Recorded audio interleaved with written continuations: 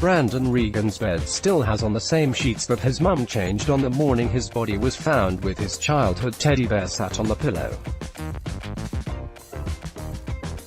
It is now 6 months since the 17-year-old's body was discovered in the garden of a house on Critchley Road, in Speke, Liverpool, on January 29th. The teenager had been stabbed to death and his body may have lay undiscovered for around 12 hours. Although a number of arrests have been made, nobody has been charged in relation to the murder. Now his heartbroken mum, Julie, has spoken out for the first time about the tragedy she says has torn her family apart. She told the Liverpool Echo, "Brandon went out for the night and did not come home. I was obviously a bit worried, because it was not like him. Either he might have spent the night at his girlfriend's, but I was still worried." Julie Regan still hasn't tidied her son's bedroom since his murder. Image handout.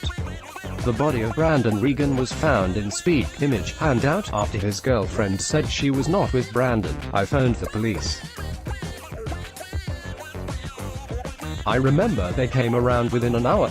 I remember an officer asked me to sit down and I just went hysterical. He said that they had found a body in a garden and thought that it might be Brandon. My son Brian had to identify the body. When he came home, he was very upset.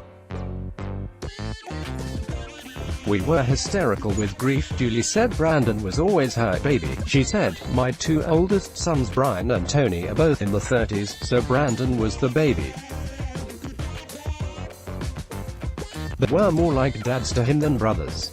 I just can't believe that my baby has been stabbed to death.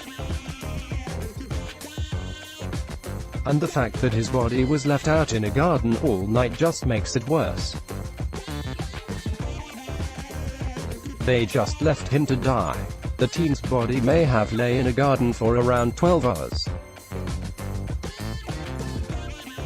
Julie said she would always remember Brandon for his quick wit and charm. Some nights I will sleep in his room and when I wake up, I still think that he is alive. I put fresh sheets on his bed the morning of the day his body was found and I just can't bring myself to change them. The teddy bear on his bed has been there since he was a little boy." She said that she was still struggling to come to terms with what happened. She said, "I am still traumatized by what happened to my son. I can't sleep and I have been prescribed medication to help me cope. This family has been torn apart. My two sons were off work for months afterwards." Julie said that she would always remember Brandon for quick wit and natural charm. Brandon with his mum Julie. Image handout. She said, "He was very quick-witted. He would skit and joke all the time. He was always smiling." She added that Brandon had been a student at Employability Solutions College and later Riverside.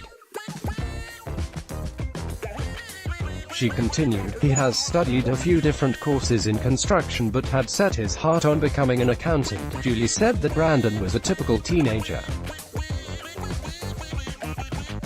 He said, "He was always on his PlayStation and loved mountain bikes. He was very popular but has a very tight group of close friends.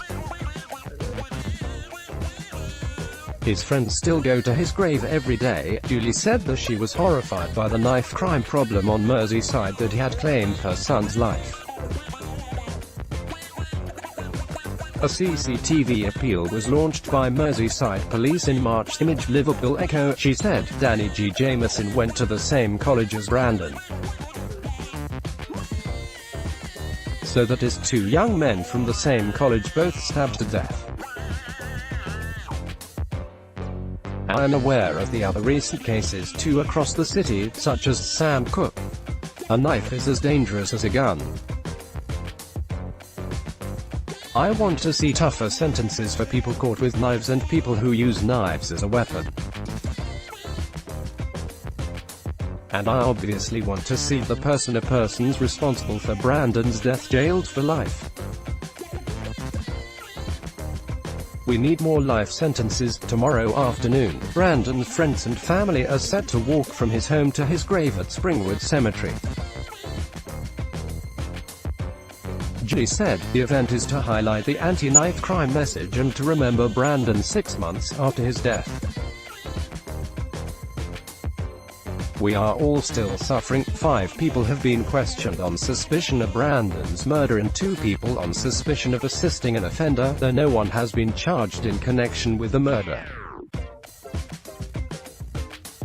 A vehicle suspected of being used in the offense has also been forensically recovered. In March, police released CCTV of potential witnesses to the murder. The footage shows cyclists riding on Heathgate Avenue near to the junction of Critchley Road, close to where Brandon's body was found.